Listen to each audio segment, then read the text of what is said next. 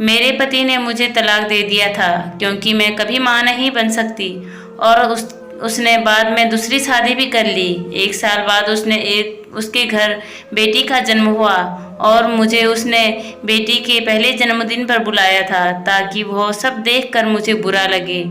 उसका प्लान मुझे अच्छे से पता था, इसलिए पार्टी के लिए जाते समय मेरे पास एक लिफाफा लिया और पार्टी में चली गई। जब मैं पार्टी में पहुंची तो उसने मुझे देखा और मेरे पास आकर कहने लगा कि देखो, तुम्हें तलाक देने का फैसला एकदम योग्य था। आज मैं एक बच्चे का बाप बन गया हूँ। उसकी बात सुनकर मुझे हंसी आई और मैं उससे वो लिफाफा हाथ में पकड़ा कर कहने लगी कि इसे ध्यान से देखो। जैसे ही उसने वो लिफाफा देखा, जैसे उसके होश ही उड़ गई हो। मेरा नाम शिवानी है। आज मेरी ननद के बेटे के जन्मदिन के उपलक्ष्य पर घर में पूजा रखी गई थी और मैंने पूजा के लिए आए हुए सामान को हाथ लगा दिया। बस फिर क्या था, मेरी सास ने वह देख लिया और जोर जोर से मुझ पर चिल्लाने लगी कि तूने उस सामान को हाथ कैसे लगा दिया। तुझे इतनी छोटी सी बात समझ नहीं आती कि दीप्ति के बेटे की जन्मदिन की पूजा का सामान है और इसे तू जैसी बांझ औरत हाथ लगाए जो अपशगुन होता है। या कहीं ऐसा तो नहीं है कि तुझे अपनी नंद का सुख देखा नहीं जा रहा है। मुझे बहुत बुरा लगा, मेरी आंखों से आंसू बहने लगे। फिर भी अपनी भावना को दबाते हुए मैं बोलने ही वाली थी।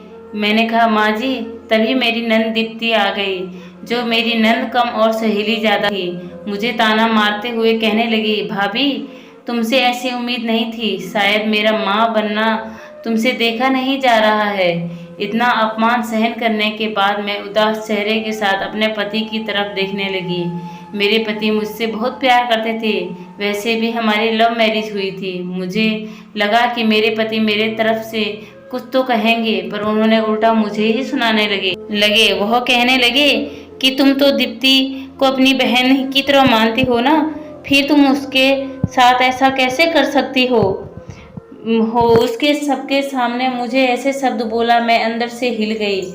कोई भी स्त्री सास और नंद के ताने सहन कर सकती है, लेकिन उसका पति जिसके साथ उसने सब कुछ माना हो, जिसके साथ उसने 7 फेरे लिए हो और 7 जन्मों तक का साथ रहने की कसमें खाई हो, अगर वही पति उससे ऐसी बातें करे तो वह स्त्री क्या कर पाएगी। मैं रोते रोते जाकर किचन में काम करने लगी। बांझ होने के कारण मुझे पूजा में हाथ भी नहीं लगा सकती थी, लेकिन बहू होने के कारण घर के सारे जिम्मेदारी और सारे काम मुझे ही करने थे। मैं सोचने लगी, अगर मैं माँ बन नहीं पा रही तो मेरा इसमें क्या दोष है। माँ बनना या ना बनना यह खुद एक औरत के हाथ में नहीं है। मेरी सास एक स्कूल टीचर थी, मेरी नंद योगा सिखाती थी और मेरे पति तो इंजीनियर थे। और मुझे हैरानी इस बात की थी, इतने पढ़े लिखे लोग और इतनी छोटी सोच। बस पूजा के सामान पर हाथ लगाने से यह सब मुझे इतना सब कुछ सुना रहे थे। मुझे आज भी याद है जब पहली बार मैं और राज जब ऑफिस में मिले थे। मुझे ऑफिस ज्वाइन करे ही कुछ दिन हुए थे। एक दिन मैं ऑफिस की प्रेजेंटेशन दे रही थी। बॉस के साथ बैठे सभी लोगों ने मेरी प्रेजेंटेशन की काफ़ी तारीफ की। राज ने भी मेरी प्रेजेंटेशन की काफ़ी सराहना की। एक ही ऑफिस में काम करते करते हम दोनों को पता नहीं कब प्यार हो गया। घर वालों को जब बताया तो उन्हें भी रिश्ते से कोई एतराज़ नहीं था। घर वालों ने हमारी शादी खुशी खुशी कर दी। शादी के बाद मेरे सास ससुर और ननद का काफ़ी अच्छा स्वभाव था। इतना अच्छा परिवार और मुझे ऐसा मिला जो मुझे खुद से ज़्यादा समझता हो। मैं अपने आप को बहुत भाग्यशाली समझती थी। राज ने मुझे पहले ही कह दिया था कि शादी के 3-4 साल बाद तक मुझे बच्चा नहीं चाहिए। पहले हम अपनी लाइफ एंजॉय करेंगे, फिर बच्चे की जिम्मेदारी लेंगे। शायद इसलिए घर वालों ने भी 3-4 साल होते ही बच्चे को लेकर कुछ नहीं बोले। लेकिन शादी के 5 साल होते ही घर के लोग ताने मारने लगे। घर वालों के साथ साथ रिश्तेदार भी पीठ पीछे मुझे बांझ कहने लगे। पहले तो राज मुझे कुछ नहीं बोलता था, अब वो भी मुझसे ठीक से बात नहीं करता था। मुझसे सिर्फ काम होने पर ही बात करता था। ऐसा लगता ही नहीं था हम दोनों पति पत्नी हैं। एक घर में रहने के बावजूद भी हम अलग अलग रहते थे। मैं अपना दुख बताऊं तो किसे बताऊं और कौन मुझे समझेगा। आज मेरी शादी को 8 साल हो गए। मैं सोचने लगी, आज राज अपनी चुप्पी तोड़कर मुझे मिस ज़रूर करेगा, इसलिए मैंने आज उनकी पसंद का नाश्ता बनाया। उसने नाश्ता खाया और बिना कुछ कहे चुपचाप ऑफिस चला गया। राज के ऑफिस जाने के बाद ही मैंने ऑफिस में फ़ोन किया और बताया मेरी तबीयत ठीक नहीं है। ऐसा कहकर छुट्टी ले ली ताकि राज को अच्छा सा सरप्राइज दे सकूं। राज ने मुझे एक बार भी नहीं पूछा तुमने छुट्टी क्यों ली थी। मैंने आप रात को भी खाने के लिए बहुत स्वादिष्ट व्यंजन बनाए और पूरा कमरा कैंडल और फूलों से सजा दिया और आज राज के पसंद के कपड़े भी पहन लिए।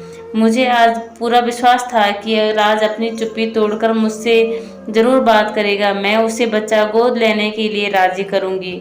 अब मैं राज का इंतज़ार करने लगी। अब राज घर आए तो उसने मेरी तरफ देखा तक नहीं। मुझे लगा बेडरूम में जाकर विश जरूर करेगा, लेकिन मेरा सोचा मेरे ही पास रह गया।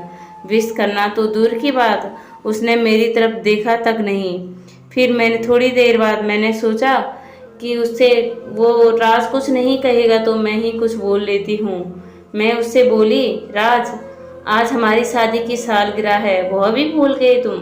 राज कहने लगा, अरे नहीं नहीं, यह दिन मैं भूलना भी चाहूँ तो नहीं भूल सकता, क्योंकि आज के दिन एक बांझ औरत मेरे गले पड़ गई थी।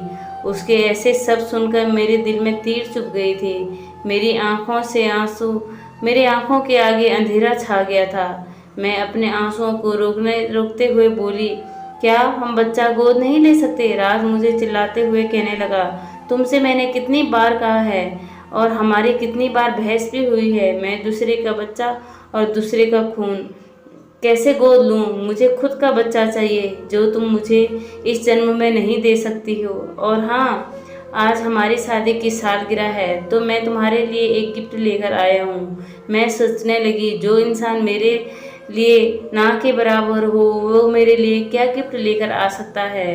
राज ने मुझे एक लिफाफा दिया। मैं भी उसे बड़ी उत्सुकता से खोलने लगी। उसके अंदर देखा तो कुछ पेपर थे। पेपर खोलते ही मुझे सदमा लग गया। उसमें तो तलाक के पेपर थे। मुझे तो खुद की आंखों पर विश्वास ही नहीं हुआ।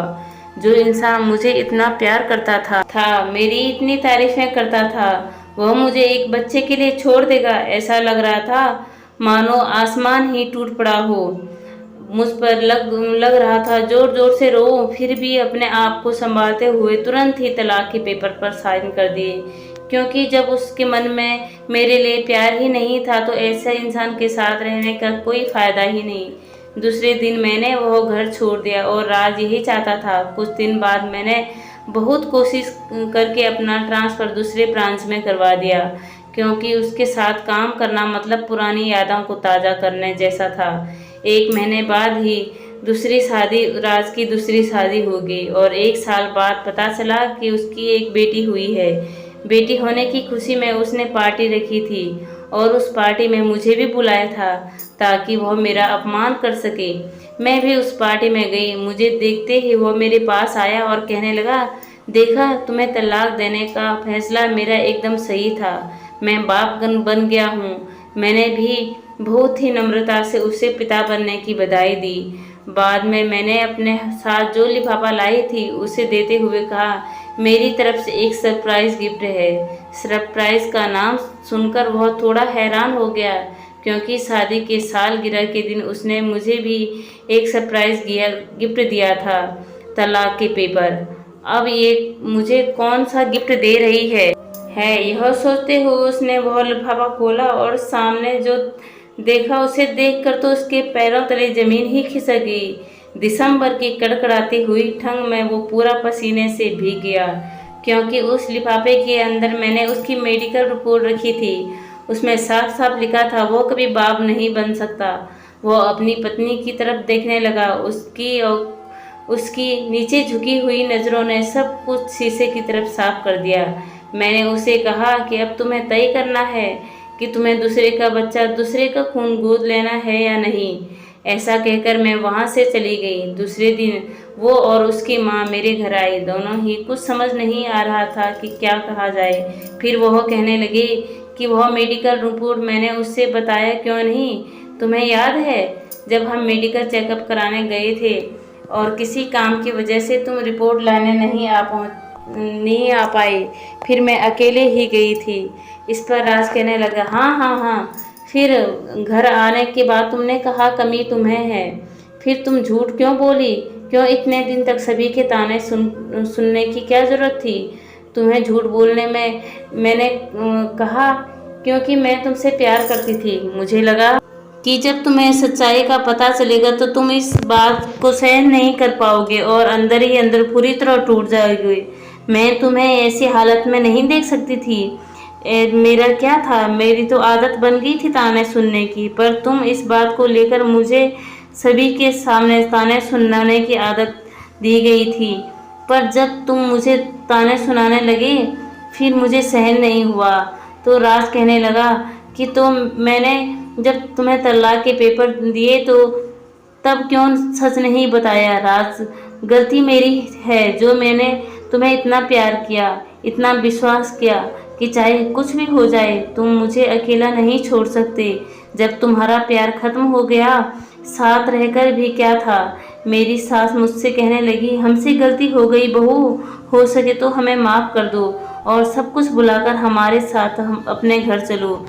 तब मैंने उनसे कहा, बात करने या ना करने की नहीं है, बात स्वाभिमान की है और अब मैं उस घर में पैर भी नहीं रख सकती। राज, अगले महीने मेरी शादी है और मैं तुम्हें वो सरप्राइज गिफ्ट दिया क्योंकि मुझे देखना है कि यह सब जानकर तुम्हें दूसरे का बच्चा, दूसरे का खून गोद लेते हुए या नहीं, क्योंकि जब मैंने कहा था तब तुमने साफ मना कर दिया था। और इससे एक बात का पता चलती है कि पुरुष हमेशा ही खुद के कर्तव्य बड़े होने का दिखावा करते हैं और भोली भाली औरत को हमेशा नीचा दिखाने की कोशिश करते हैं।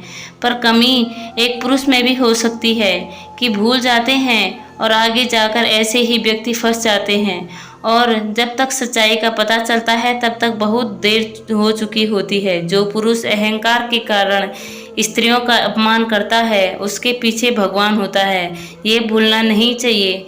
साथ ही जीवन जीते हुए कभी किसी के साथ अन्याय नहीं करना चाहिए और अगर खुद पर अन्याय होता है तो उसे सहन भी मत करिए। दोस्तों, उम्मीद करती हूँ आपको यह कहानी पसंद आई होगी। आपको इस कहानी को लेकर क्या राय है, कमेंट करके ज़रूर बताना। चैनल को लाइक और सब्सक्राइब जरूर करना। धन्यवाद।